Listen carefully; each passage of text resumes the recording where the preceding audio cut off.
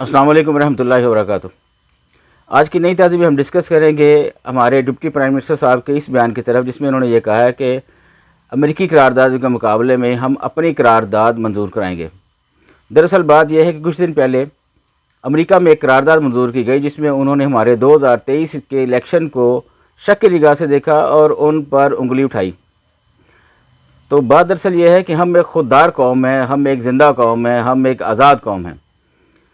तो जब हम किसी के मामलात में कोई पंगा नहीं लेते, जो कोई भी हमारे मामलात में मुदाखलत ना करे, वो इलेक्शन मुनसिफाना थे या नहीं थे, ये हमारा मामला, हमने इसको देखना है।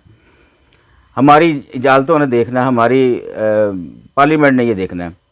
बल्कि इसकी आड़ में जितने भी, मैं ये बात कहूँगा कि जितने भी हमारे प्रोजेक्ट्स अमेरिकी पाबंदियों की ज़द में हैं, उनको मुकम्मल करना चाहिए।